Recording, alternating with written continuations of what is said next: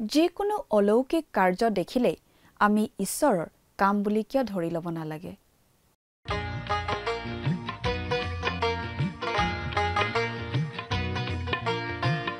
আজিৰে পবিত্ৰ ক্ষণতে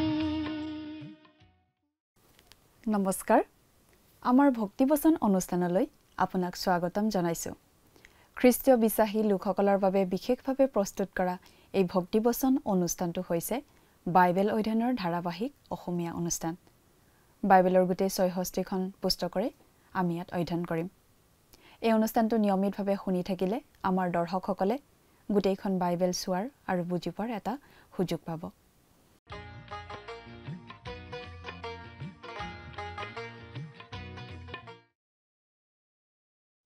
প্ৰিয় দৰ্শক আপুনি যদি আমাৰ এই অনুষ্ঠানটো নিয়মিতভাৱে শুনি আছে তেনেহলে আপুনি নিশ্চয় জানে যে আমি এতিয়া বাইবেলৰ নতুন নিয়ম খণ্ডৰ তিমথিয়ৰ প্ৰতি দ্বিতীয় পত্ৰ বা চমুকৈ দ্বিতীয় তিমথিয় নামৰ পুস্তকখনৰ অধ্যয়ন কৰি আছো যোৱা অনুষ্ঠানত আমি এই দ্বিতীয় তিমথিয় পুস্তকৰ ২ নম্বৰ অধ্যায়ৰ ১৫ নম্বৰ পদৰ পৰা ২৬ নম্বৰ পদলৈকে পঢ়ি তাৰ ভিত্তিত আগবঢ়োৱা আলোচনা শুনিবলৈ পালো আজিৰ অনুষ্ঠানত আমি এই দ্বিতীয় তিমথিয় পুস্তকখনৰ ৩ নম্বৰ অধ্যায়ৰ ১ নম্বৰ পদৰ পৰা ৯ নম্বৰ পদলৈকে পঢ়ি তাৰ ভিত্তিত আগবঢ়োৱা আলোচনা শুনিবলৈ পাম খ্ৰীষ্টীয় বিশ্বাসীজন এজন দাসৰ দৰে আৰু তেওঁ সকলো মানুহৰ প্ৰতি কোমল হ'ব লাগে বিশ্বাসীজনে সৈনিকৰ নিচিনা যুদ্ধ কৰিব লাগে কিন্তু দাসজনে যুঁজিব নালাগে যেতিয়া আমি সত্যৰ পক্ষত থিয় দিওঁ যেতিয়া আমি নিশ্চিত হ'ব লাগে যে আমি সত্যত আছো আৰু আমি ক'ত থিয় দি আছো সেই কথা মানুহক জনাব লাগে সত্যৰ ক্ষেত্ৰত আমি কাপুৰুষ হ'ব নালাগিব ৩ নম্বৰ অধ্যায়ত পাচনি পৌলে শেষ দিনত আহিবলগীয়া বিশ্বাস ভ্ৰষ্টতাৰ বিষয়ে সতৰ্ক কৰি দিছে তিমথিয়ৰ দিনতেই এই সাৱধানবাণী শুনাই দিয়া হৈছিল তেওঁ আমাক সেই বিশ্বাস ভ্ৰষ্টতাৰ প্ৰতিষেধক কি সেইটো জনাই দিছে সেই প্ৰতিষেধকটো হৈছে ঈশ্বৰৰ বাক্য আজি আমি যি সময়ত বাস কৰি আছো আমাৰ বাবে এই অধ্যায়টো যথেষ্ট গুৰুত্বপূৰ্ণ আৰু অৰ্থপূৰ্ণ পৌলে তিমথিয়ক অতি গুৰুত্বপূৰ্ণ কথা কৈছে যিটো তিমথিয়ই জনাটো তেওঁ বিচাৰে তেওঁ তিমথিয়ক জনাই দিছে মণ্ডলীত ভৱিষ্যতে কি ঘটিব বুলি আশা কৰিব পাৰি আৰু আনুষ্ঠানিক মণ্ডলীৰ বাবে কথাবোৰ বৰ আনন্দদায়ক নহয় বুলিহে ক'ব লাগিব মণ্ডলীৰ শেষকাল মানে প্ৰভু যীশুৱে মণ্ডলীক পৃথিৱীৰ পৰা উঠাই লৈ যোৱাৰ ঠিক আগৰ কাল এয়া ইছৰাইল জাতিৰ শেষ দিনবোৰৰ লগত একে নহয় যিটো পুৰণি নিয়মত বাৰে বাৰে উল্লেখ কৰা হৈছে ইছৰাইল জাতিৰ শেষ কাল মানে হৈছে মহাক্লেশৰ সময় সেইটো মণ্ডলীৰ শেষ দিনবোৰৰ পৰা একেবাৰে পৃথক পৌলৰ দিনতেই মণ্ডলীত আৰম্ভ হোৱা বিশ্বাস ভ্ৰষ্টতা চলি থাকিব কথাবোৰ অধিক বহলাই চাবলৈ আহকচোন এতিয়া আমি মূল আলোচনাটোৰ মাজলৈ আগবাঢ়ি যাওঁ প্ৰিয় শ্ৰোতা আপুনি বাৰু আমাৰ আগৰ অনুষ্ঠানটো শুনিছিলনে আমি বাৰু কি অধ্যয়ন কৰিছিলোঁ আপোনাৰ মনত আছেনে আমি বাইবেলৰ নতুন নিয়ম খণ্ডৰ তিমথিয়ৰ প্ৰতি দ্বিতীয় পত্ৰ বা চমুকৈ দ্বিতীয় তিমথিয় নামৰ পুস্তকখন অধ্যয়ন কৰি আছোঁ নহয় জানো যোৱা অনুষ্ঠানত আমি এই পত্ৰখনৰ দ্বিতীয় অধ্যায়ৰ শেষৰটো পদলৈকে পঢ়ি আলোচনা আগবঢ়াইছিলোঁ আজি আমি ৩ নম্বৰ অধ্যায়ৰ পৰা চাম এই তৃতীয় অধ্যায়ত আমি এটা বেলেগ বিষয় পাওঁ পাচনি পৌলে ইয়াত শেষ কালত যি ধৰ্মভ্ৰষ্টতা আৰু বিশ্বাসহীনতাৰ ভয়ংকৰ দিন আহিব সেই কথা কৈছে সেই ভয়াৱহ ৰোগৰ পৰা বাচি থকাৰ উপায়ো তেওঁ ইয়াতে দিছে সেই বিশেষ প্ৰতিষেধক হৈছে ঈশ্বৰৰ বাক্য সেইকাৰণেই এই ৩ নম্বৰ অধ্যায়টো আমাৰ বাবে অতি প্ৰয়োজনীয় এতিয়া আমি বাইবেলৰ পৰা পাঠ কৰি দিম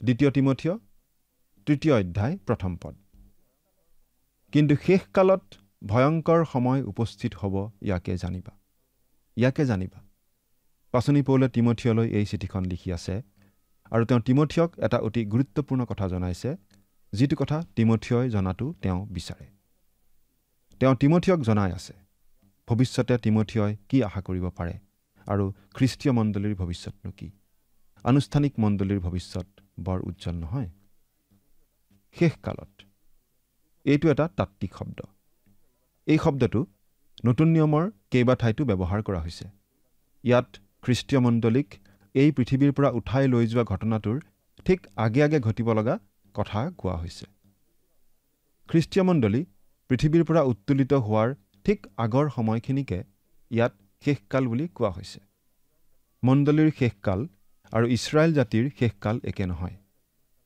ইছৰাইল জাতিৰ শেষকালৰ কথা পুৰণি নিয়মত উল্লেখ কৰা হৈছে। পুৰণি নিয়মত যি শেষকালৰ কথা কোৱা হৈছে, যুগৰ শেষকালৰ কথা কোৱা হৈছে, সেই শেষকালে মহাক্লেশৰ সময়ছোৱাকহে বুজায়। সেই মহাক্লেশৰ সময় মণ্ডলীৰ শেষকালতকৈ বেলেগ। মণ্ডলীৰ শেষকাল হৈছে মণ্ডলীক পৃথিৱীৰ পৰা উঠাই নিয়াৰ ঠিক আগৰ কালছোৱা। আনহাতে মহাক্লেশৰ সময়ৰ আৰম্ভণি ঘটিব মণ্ডলীক এই পৃথিৱীৰ পৰা উঠাই লৈ যোৱাৰ ঠিক পাছতহে। পৌলৰ দিনতেই ধৰ্মভ্ৰষ্টতা আৰু বিশ্বাস ত্যাগ কৰা কাৰ্যৰ আৰম্ভণি ঘটিছিল। কোনো কোনো মানুহে ধৰ্মভ্ৰষ্ট হৈ বিশ্বাসৰ পৰা আঁতৰি যাব ধৰিছিল। এই প্ৰক্ৰিয়াটো আজিও চলি আছে আৰু চলি থাকিব। পাচনি পৌলে ইফিছত থকা খ্ৰীষ্টীয় মণ্ডলীক সাৱধান কৰি দিছিল যে তেওঁৰ মৃত্যুৰ পাছত মণ্ডলীত ভুৱা শিক্ষকৰ আবিৰ্ভাৱ ঘটিব। তেওঁ কৈছিল, মই যোৱাৰ পাছত দুৰ্জন ৰাং কুকুৰবোৰে তোমালোকৰ মাজত সোমাই জাকলৈ নিৰ্দয় আচৰণ কৰিব আৰু তোমালোকৰ মাজৰ পৰাও কোনো কোনো মানুহ ওলাই সিহঁতৰ পাছে পাছে শিষ্যবিলাকক আকৰ্ষণ কৰি নিবলৈ বিপৰীত কথা ক'ব, ইয়াক মই জানো। পাচনিৰ কৰ্ম 20 অধ্যায় 29 আৰু 30 নম্বৰ পদ। সেই ভুৱা শিক্ষকবোৰে ঈশ্বৰৰ বাক্য নিবিলায়, কিন্তু খ্ৰীষ্টীয় মণ্ডলীহে চেদেলি ভেদেলি কৰিব। ভেড়াৰ জাকৰ মাজত ৰাং কুকুৰ সোমাই গোটেইখন চেদেলি ভেদেলি কৰাৰ নিচিনাকৈ। ভয়ংকৰ সময় উপস্থিত হ'ব। অতি দুখ লগা গভীৰ সংকটপূৰ্ণ সময় আহি আছে। গোটেই বিশ্বৰ লোকে খ্ৰীষ্টৰ শুভবাৰ্তা গ্ৰহণ নিশ্চয় নকৰে। সেই কথাটো আমি ইয়াতে বুজি পাওঁ। কোনো কোনো মানুহে ক'ব খোজে যে খ্ৰীষ্টীয় মণ্ডলীৰ যোগেদি গোটেই বিশ্বৰ লোকে খ্ৰীষ্টৰ শুভবাৰ্তা গ্ৰহণ কৰি খ্ৰীষ্টলৈ আহিব। কিন্তু বাইবেলত এই কথা কোৱা হোৱা নাই। বৰং আমি বাইবেলত আন এটা অৱস্থাহে দেখিবলৈ পাওঁ। যিমানেই শেষৰ কাল চমু চাপি আহে, সিমানেই অৱস্থা বেয়াৰ ফাললৈহে ঢাল খাব। অতি ভয়ংকৰ দিন আহি আছে। সেই দিনৰ অতি ভয়ংকৰ বৰ্ণনা ইয়াত দিয়া হৈছে। ইয়াৰ পাছৰ পদকেইটাত আমি 19টা বেলেগ বেলেগ বৰ্ণনা পাওঁ শেষৰ কালৰ অৱস্থাৰ বিষয়ে। আমি সেই গোটেইকেইটা এটা এটাকৈ চাম, কাৰণ বৰ্তমান কালৰ মণ্ডলী আৰু সমাজৰ সুন্দৰ প্ৰতিচ্ছবি আমি এই বৰ্ণনাৰ মাজত দেখা পাওঁ। এইবোৰ আজি ঘটি থকা কথা। আমাৰ বিশ্বাস, আমি এতিয়া মণ্ডলীৰ শেষ কালত সোমাই পৰিছোঁ। এই কথাটো আমি এই কাৰণেই ক'ব পাৰোঁ, কাৰণ ইয়াৰ পৰৱৰ্তী পদকেইটাত উল্লেখ কৰা আটাইবোৰ কথা আজি ঘটি থকা আমি দেখিছোঁৱেই। আগৰ কালৰ যিকোনো সময়তে নিশ্চয় এই সকলো কথা ঘটি থকা আমি দেখা নাই। আমি আজি সেই ভয়ংকৰ দিনত বাস কৰি আছোঁ বুলি বিশ্বাস কৰোঁ। এই ভয়ংকৰ দিননো কিমান দিন চলিব আমি নাজানো। কিন্তু অৱস্থা যে উন্নত নহয়, কিন্তু দিনে দিনে বেয়াৰ পিনেহে ঢাল খাব, সেইটো হ'লে আমি ক'ব পাৰোঁ, কাৰণ বাইবেলত তাকেই কোৱা হৈছে। এতিয়া 2 নম্বৰ পদৰ পৰা 4 নম্বৰ পদলৈকে পাঠ কৰি দিম। কিয়নো সেই কালত মানুহবিলাকে নিজকে প্ৰীতি কৰোঁতা, ধনলোভীয়া, দৰ্পী, অহংকাৰী, নিন্দক, পিতৃমাতৃক নমনা, উপকাৰ নমনা, অপবিত্ৰ, স্নেহহীন, নিৰ্দয়, অপবাদক, ইন্দ্ৰিয় দমন নকৰা, প্ৰচণ্ড, সাধুক ঘৃণাওতা, বিশ্বাসঘাতক, আপোন ময়মত, গপাল, ঈশ্বৰ প্ৰিয়তকৈ বৰং সুখপ্ৰিয়। শেষৰ কালৰ অৱস্থাটো বুজাবলৈ 19টা শব্দ বা বাক্যাংশ ইয়াত ব্যৱহাৰ কৰা আমি দেখিছোঁ। আমি এটা এটাকৈ সেইবোৰ চাই যাম। প্ৰথমতে, নিজকে প্ৰীতি কৰোঁতা, কেৱল নিজক ভাল পোৱা। এই অৱস্থাটো আজি আমি আমাৰ সমাজত স্পষ্ট দেখিবলৈ পাওঁ। এজন সাংবাদিকে কৈছিল যে তেওঁ যোৱা 20 বছৰৰ অভিজ্ঞতাৰ পৰা এটা কথাই বুজি পাইছে যে সমাজৰ বৰমূৰীয়াসকলে তেওঁলোকক প্ৰশংসা কৰি লিখাটোহে বিচাৰে। তেওঁলোকে সাংবাদিক তথা বাতৰি কাকত, আলোচনী আদিৰ সম্পাদকক জোৰ দি কয় যাতে তেওঁলোকক প্ৰশংসা কৰি লিখা হয়। তাৰ বাবে আনকি বহুতে টকা পইচা দি ভেটি দিবলৈও চেষ্টা কৰে। ডাঙৰ ডাঙৰ মেল মিটিং আদিত আমি দেখোঁ এজন নেতাই আন এজনক প্ৰশংসা কৰে, তাৰ বিনিময়ত আনজনে ওলোটাই তেওঁক প্ৰশংসা কৰে। এই কথাটো আমি সকলো ঠাইতে দেখিবলৈ পাওঁ। আনকি খ্ৰীষ্টীয় মণ্ডলীবোৰতো আমি এনেকুৱা অৱস্থা এটা দেখা পাওঁ। মণ্ডলীসমূহে তেনেকুৱা শিক্ষককে ভাল পায় যি শিক্ষকে তেওঁলোকক প্ৰশংসা কৰে, তেওঁলোকৰ বিষয়ে ভাল ভাল কথা কয়। এই বিষয়ে পাচনি পৌলে এই পুস্তকৰেই 4 নম্বৰ অধ্যায়ৰ 3 নম্বৰ পদত এনেদৰে কৈছে, যি কালত মানুহে খজুওৱা কাণৰ মানুহ হৈ নিজ নিজ অভিলাষ অনুসাৰে নিজলৈ দমে দমে শিক্ষক কৰি ল'ব, এনে কাল আহিব। এনে কাল আহিলেই। এই কথা আমি আমাৰ মণ্ডলীবোৰত আজিকালি দেখা পাই থাকোঁ। এনে শিক্ষকসকলে মণ্ডলীৰ ডিকন বৰ্ডৰ প্ৰশংসাহে কৰে, মানুহক প্ৰশংসা কৰে। মানুহৰ মাজত চলি থকা পাপবোৰ আঙুলিয়াই নিদিয়ে। মানুহ যে পাপী আৰু মানুহক যে এজন ত্ৰাণকৰ্তাৰ প্ৰয়োজন, সেই কথা তেওঁলোকে নকয়। মানুহে আজি কেৱল নিজৰ কথাহে ভাবে। লাগিলে আনৰ যি নহওক, নিজৰ পেটটো ভৰিলেই হ'ল। দ্বিতীয়তে, ধন লোভীয়া। ধনৰ প্ৰতি লোভ। নিজক প্ৰীতি কৰা মানুহে ধনলৈ লোভ কৰিবই। নিজৰ প্ৰতি যি ভালপোৱা, সি ধনৰ প্ৰতি ভালপোৱাত পৰিণত হ'বই। মানুহে নিজৰ কাৰণে যিমান পাৰে সিমান ধন গোটাব খোজে। পাচনি পৌলে তিমথিয়লৈ লিখিছিল, ধনৰ লোভেই সকলো মন্দৰ মূল। 1 তিমথিয় 6 অধ্যায় 10 পদ। ধন মানে বেয়া নহয়, কিন্তু ধনৰ প্ৰতি আমাৰ যি মনোভাৱ, সেইটোৱেহে সমস্যা আনি দিয়ে। ধনৰ প্ৰতি যি লোভ, সেই লোভটো কেৱল ধন গোটোৱাৰ ক্ষেত্ৰতেই নহয়, ধন ব্যৱহাৰ কৰাৰ ক্ষেত্ৰতো প্ৰকাশ পায়। তৃতীয়তে, দৰ্পী। মানুহৰ খোজ কাটলতে দৰ্পী ভাৱটো প্ৰকাশ পায়। মই বৰ ভাৱেৰে খোজ কাঢ়ে এনেকুৱা মানুহে। ঠিক মৌৰা চৰাইৰ নিচিনাকৈ, মোতকৈ আৰু ধুনীয়া কোনো নাই, মোতকৈ আৰু ভাল কোনো নাই, এনেকুৱা ভাৱেৰে। চতুৰ্থতে, অহংকাৰী। কেৱল নিজৰ কথাকৈ গৰ্ব কৰি থাকে অহংকাৰী মানুহে। অহংকাৰী মানুহ নম্ৰ হ'ব নোৱাৰে, আনৰ নেতৃত্ব মানি ল'ব নোখোজে, আৰু সমাজত বেছিভাগ সমস্যা এই কাৰণেই হয়। 5 নম্বৰ হৈছে নিন্দক। নিন্দক লোকে আনৰ সমালোচনা কৰি ভাল পায়। আনৰ ভালটো নেদেখি কেৱল দুখটোহে আঙুলিয়াই দিব খোজে, সদায় আনৰ নিন্দা কৰে। ষষ্ঠটো হৈছে পিতৃ-মাতৃক নমনা। এই কথা বুজাই নকলেও হ'ব যে আজি আমাৰ সমাজত ল'ৰা ছোৱালীয়ে পিতৃ-মাতৃক নমনা হৈছে। পিতৃ-মাতৃক সন্মান নকৰা ল'ৰা ছোৱালীয়ে আনক সন্মান নিশ্চয় নকৰে।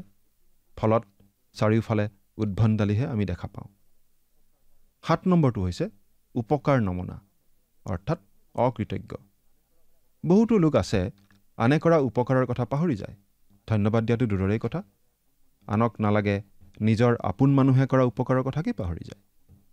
8 নম্বৰটো হৈছে অপবিত্ৰ, ঘিনলগীয়া কাম কাজ, ঈশ্বৰৰ বিৰুদ্ধে পাপ। কথা বতৰা কাম কাজ আদিত অশ্লীলতাৰ পয়োভৰ আমি বাঢ়ি যোৱা দেখা নাইনে? 9 নম্বৰটো হৈছে স্নেহহীন। মানুহৰ মাজত আজি স্নেহহীনতা অতি স্পষ্ট। কোনেও কাৰো দুখৰ কথা নাভাবে, কাৰো যেন কাৰো প্ৰতি সহানুভূতি নাই।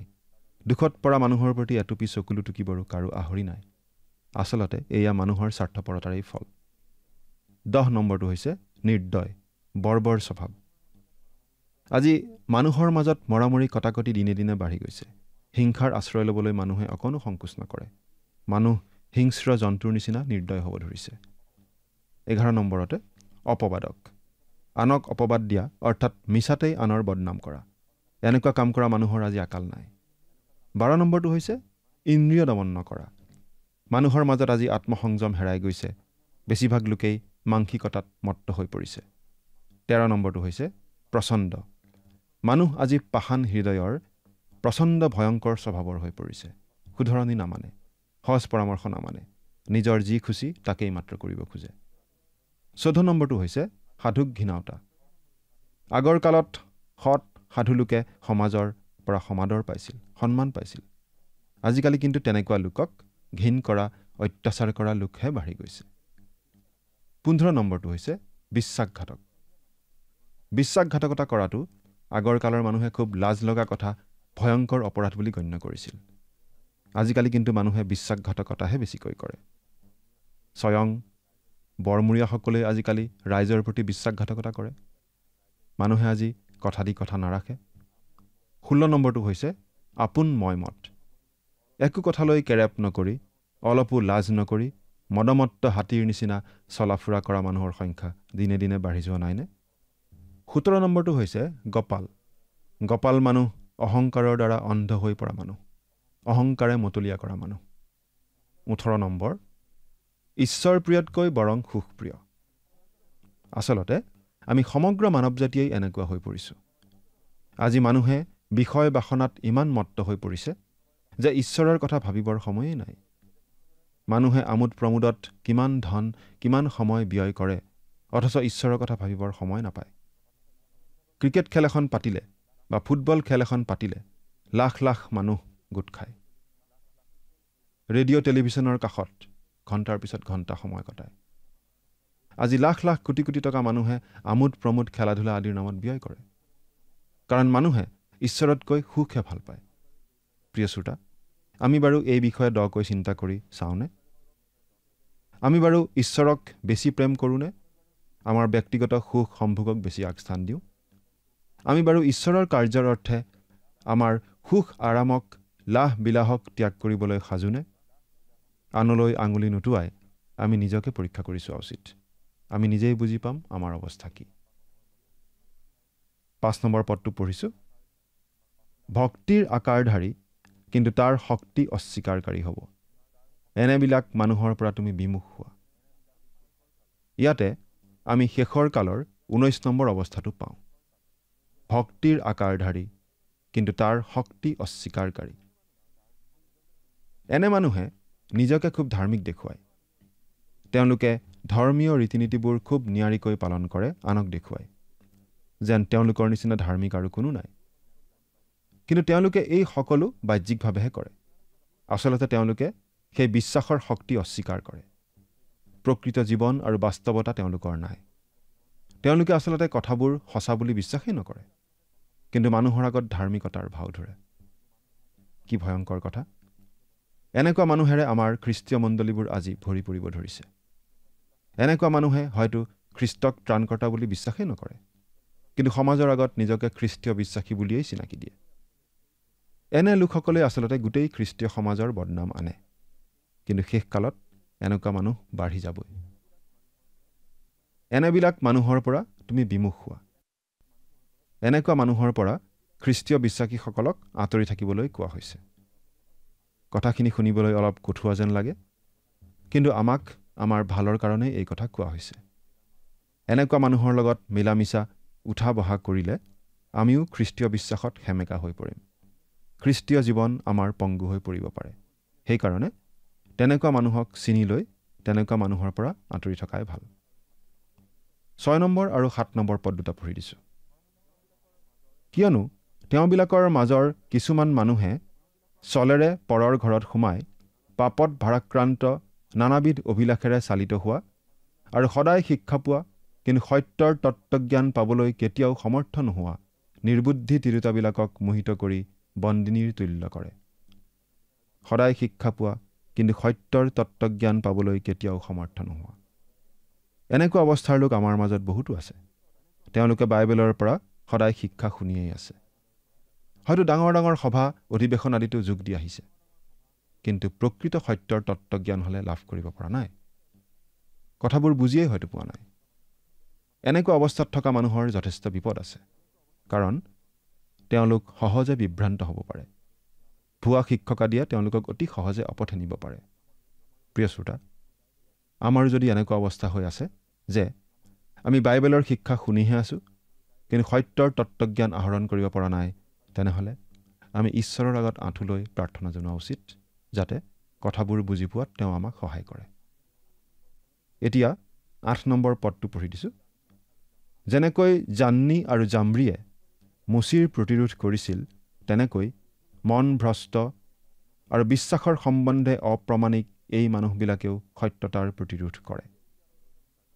মুচিয়ে যেতিয়া অলৌকিক কাৰ্য কৰিব ধৰিছিল আৰু মিছৰ দেশত মহামাৰীয়ে দেখা দিছিল, তেতিয়া ফৰোন ৰজাই মাতি অনা 2জন মিছৰীয়া যাদুকৰ আছিল এই জান্নী আৰু জাম্ৰী।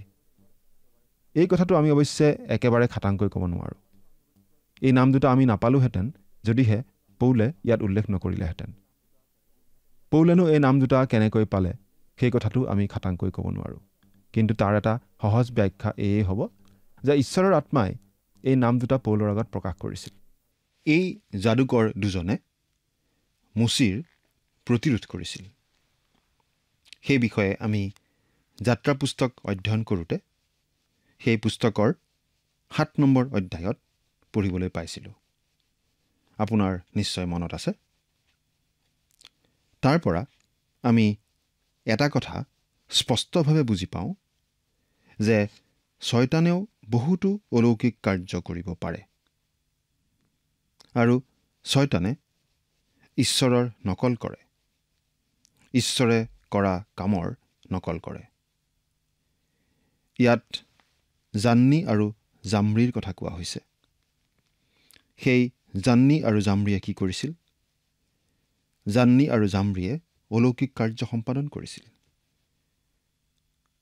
তেওঁলোকে সেই কাম কৰিছিল শয়তানৰ শক্তিৰে, কিন্তু মুচিয়ে সেই কাম কৰিছিল ঈশ্বৰৰ শক্তিৰে। আমি ভাবোঁ যে সেইকাৰণেই এই কথাটো ইয়াত উল্লেখ কৰা হৈছে, যাতে আমি সকলোৱে বুজি পাওঁ যে শয়তানেও ঈশ্বৰৰ অলৌকিক কাম কাজবোৰৰ নকল কৰি মানুহক ভুলাবলৈ চেষ্টা কৰে। গতিকে আমি সাৱধান হ'ব নালাগেনে বাৰু? কোনো এটা অলৌকিক কাম দেখিলেই, কিবা এটা আচৰিত কাম দেখিলেই আমি সেইটো ঈশ্বৰৰ পৰা হোৱা কাম বুলি ধৰিব নালাগে। কোনো এজন মানুহে কিবা অলৌকিক কাম কৰি দেখুৱালেই তেওঁ ঈশ্বৰৰ পৰা সেই শক্তি পোৱা বুলি আমি ধৰিব নালাগে। সেয়া ঈশ্বৰৰ আত্মাৰ কাম বুলি আমি তৎক্ষণাত গ্ৰহণ কৰি ল'ব নালাগে। কাৰণ শয়তানেও তেনেকুৱা কামৰ দ্বাৰা মানুহক অপথে পৰিচালিত কৰিব পাৰে। আৰু শয়তানে আচলতে তেনেদৰে অপথে পৰিচালিত কৰিবলৈ অনবৰতেই চেষ্টা কৰি থাকে। আৰু সেয়েহে আমি আচলতে এনেকুৱা অলৌকিক কাৰ্য বা অলৌকিক চিন দেখি বিশ্বাস কৰা এই স্বভাৱটো এৰিব লাগে। আমি ঈশ্বৰৰ বাক্যতহে ভৰসা কৰিব লাগে। প্ৰিয় শ্ৰোতা, বাইবেলত আমাক সাৱধান কৰি দিয়া হৈছে। আমি বাইবেলত এনেদৰে পাওঁ, যোহনে লিখা প্ৰথমখন পত্ৰৰ 4 নম্বৰ অধ্যায়ৰ 1 নম্বৰ পদত পাঠ কৰি দিছোঁ। হে প্ৰিয়বিলাক, তোমালোকে সকলো আত্মাত বিশ্বাস নকৰিবা, কিন্তু সেইবিলাক ঈশ্বৰৰ হয় নে নহয় তাক জানিবৰ কাৰণে আত্মাবিলাকৰ পৰীক্ষা কৰা। কাৰণ অনেক ভাৰিকোৱা ভাৱবাদী জগতত ওলাল। 2 নম্বৰ পদত কৈছে, তোমালোকে ঈশ্বৰৰ আত্মাক ইয়াৰে জানিব পাৰা, যীশুখ্ৰীষ্ট যে মাংসত আহিল, ইয়াক যি সকলো আত্মাই স্বীকাৰ কৰে সেই সকলো আত্মা ঈশ্বৰৰ। তাৰপিছত কৈছে, আৰু যি সকলো আত্মাই যীশুক স্বীকাৰ নকৰে সেই সকলো ঈশ্বৰৰ নহয়, আৰু সেয়াই খ্ৰীষ্টাৰীৰ আত্মা, সেয়ে যে আহিছে তাক তোমালোকে শুনিলা, আৰু বাস্তৱিক সেয়ে এতিয়া জগতত উপস্থিত আছে।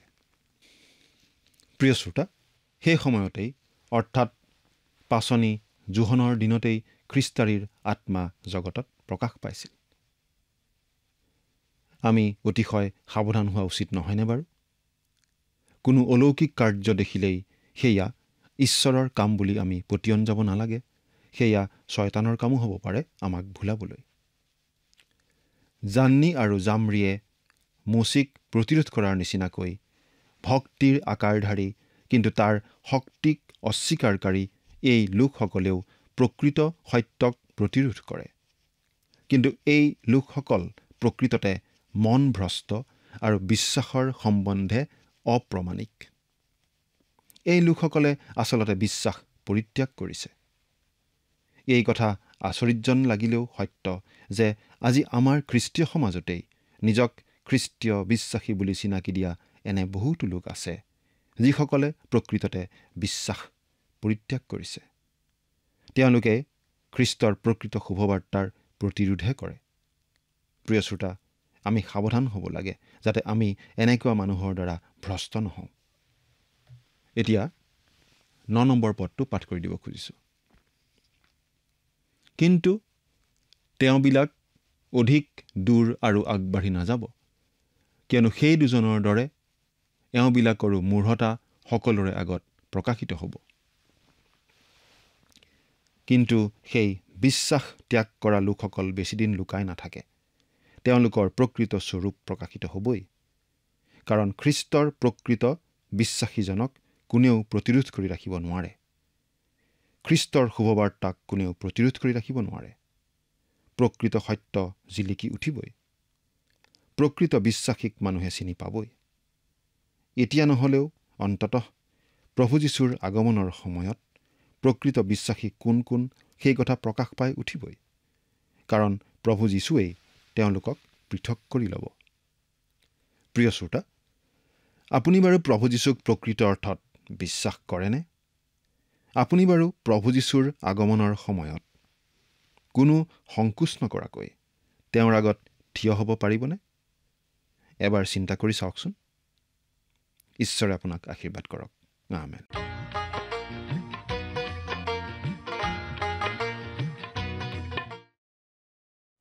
জান্নী আৰু জাম্ব্ৰী আছিল মুচিয়ে অলৌকিক কাৰ্য আৰম্ভ কৰাৰ সময়ত ফৌৰণে মাতি অনা দুজন যাদুকৰৰ নাম। পৌলে আমাক জনাই নিদিয়া হলে আমি এই যাদুকৰ দুজনৰ নাম কেতিয়াও নাজানিলোহেঁতেন। পৌলে সেই নাম দুটা কেনেকৈ জানিলে বুলি আমি জল্পনা কল্পনা কৰি থাকিব পাৰোঁ, কিন্তু নামবোৰ তেওঁক ঈশ্বৰৰ আত্মাই প্ৰকাশ কৰিছিল। ইয়াৰ পৰা প্ৰকাশ পাইছে যে পৌলে তেওঁলোকৰ নাম জানিছিল আৰু যাদুকৰ দুজন সঁচাকৈয়ে আছিল, যি দুজনে মুচিক প্ৰত্যাহ্বান জনাইছিল। ইয়াৰ পৰা আমি বুজি পাব লাগে যে শয়তানৰ শক্তি আছে, অলৌকিক শক্তি আছে, আৰু লগতে শয়তানে সুন্দৰভাৱে নকল কৰিব জানে। শয়তানে ঈশ্বৰে কৰা কামবোৰ অনুকৰণ কৰে। জান্নী আৰু জাম্ব্ৰীয়ে শয়তানৰ শক্তিৰ দ্বাৰা অলৌকিক কাৰ্য কৰিবলৈ সক্ষম হৈছিল। মুচিয়ে অলৌকিক কাৰ্য কৰিছিল ঈশ্বৰৰ শক্তিৰে। শয়তানে ঈশ্বৰৰ শক্তি অনুকৰণ কৰিব পাৰে। গতিকে কিবা অলৌকিক কাম দেখিলেই সেইটো ঈশ্বৰৰ কাম বুলি ধৰি ল'ব নালাগে। প্ৰিয় দৰ্শক, আজিলৈ আমাৰ অনুষ্ঠানটো ইমানতে সামৰণি মাৰিব খুজিছোঁ। পৰৱৰ্তী অনুষ্ঠানত আপোনালোকক পুনৰ লগ পোৱাৰ আশা ৰাখিলোঁ।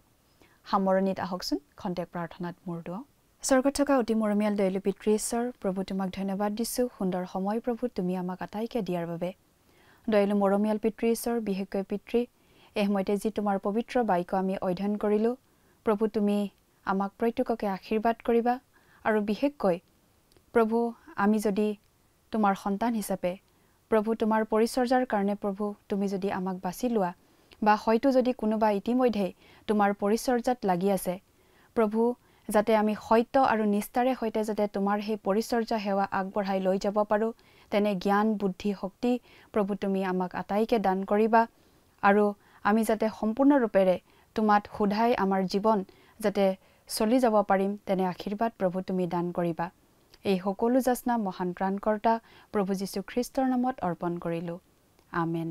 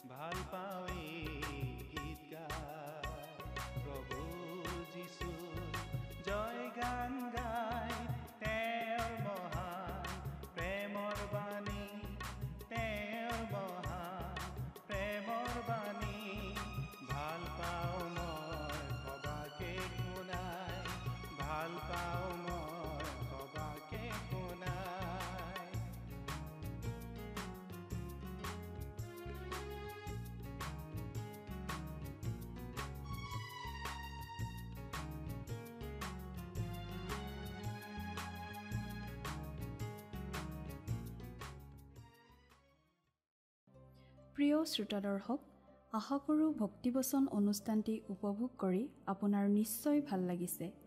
এই বিষয়ে আপোনাৰ মতামত জানিব পাৰিলে আমি নথৈ আনন্দিত হ'ম। আপোনাৰ যদি আমাৰ এই অনুষ্ঠানটি উপভোগ কৰি ভাল লাগিছে, তেন্তে অনুগ্ৰহ কৰি আমালৈ এটি মিছ কল দিয়কচোন। আপোনাৰ এটা মিছ কল আমাৰ বাবে অতি মূল্যৱান। প্ৰতিটো মিছ কল দিয়া সকলৰ মাজৰ পৰা এজন বিশেষ দৰ্শকক বাছি লৈ সপ্তাহৰ শেষত পুৰস্কৃতও কৰা হ'ব। মিছ কল দিয়া নম্বৰটো হৈছে 0444908125। আপোনাৰ যদি কিবা প্ৰাৰ্থনাৰ বিষয় থাকে বা অধিক জানিবলৈ ইচ্ছা কৰে, তেন্তে টেলিফোনৰ মাধ্যমেৰেও আমাক যোগাযোগ কৰিব পাৰে। আমাৰ টেলিফোন নম্বৰটো হৈছে 7429840242। আপুনি আমালৈ ইমেইল অথবা পত্ৰ যোগেও যোগাযোগ কৰিব পাৰে। তাৰ বাবে আমাৰ ইমেইল ID আৰু পোষ্টেল এড্ৰেছটো টিভি পৰ্দাত চাই লওকচোন। পুনৰ লগ পোৱাৰ আশাৰে আজিলৈ ইমানতে সামৰিছোঁ।